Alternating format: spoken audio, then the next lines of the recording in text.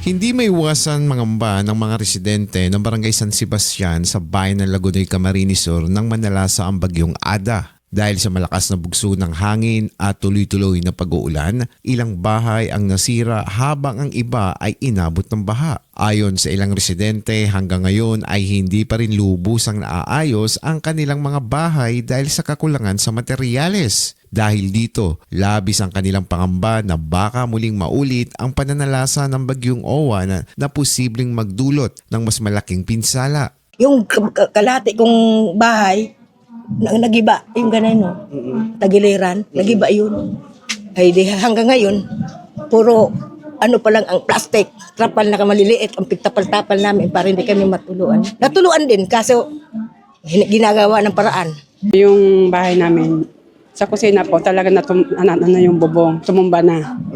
Tapos yung yung dito sa unahan, yung namin, parang matutumba na, parang isang sipa na, sabi nga ng mga kapitbahay namin, bibinibilangan na lang nila para matumba. Pero hindi pa naman tumba yung sinasaunahan. Malakas na baha po, tapos tubig po. Yun po ang naranasan po namin, lumaki po yung tubig, baha sa bahay namin po.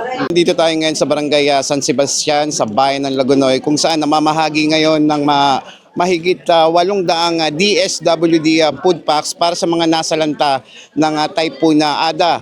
Ayon doon sa mga residente na nakausap natin na malaking tulong ang pagkakabahagi ng DSWD food packs katuwang ang provincial government ng Camarines Sur. Sa inisyatibo ng pamahalaang panlalawigan ng Camarines Sur, katuwang ang Department of Social Welfare and Development o DSWD, umabot sa 800 food packs ang ipinamahagi sa mga apektadong residente. Malaking tulong umano ang naturang ayuda para sa mga pamilya na naapektuhan ng bagyong Ada, lalo na't marami sa kanilang mga asawa ang pansamantalang hindi pa nakakapaghanap buhay dahil sa pinsalang idinulot ng bagyo. Minsan walang-wala talaga kami.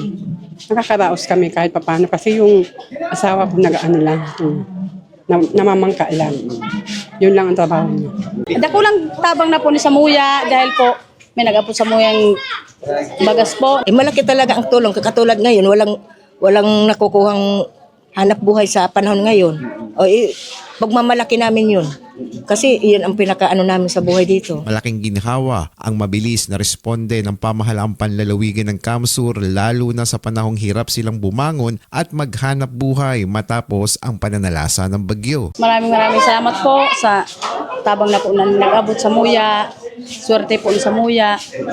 Kaya po, nagpapasalamat po kami sa food pack. Malaking pasasalamat po dahil kasi pag dumadating ang na yan, nabibigyan kami.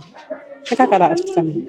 Malaking pasasalamat nga doon para natulungan yung mga mahirap na walang-wala. Nitong mga nakaraang araw nang puspusan ang pamamahagi ng relief pack sa partido na pinaka-naapektuhan ng pananalasa ng bagyong Ada. Eli Balbin, CSN.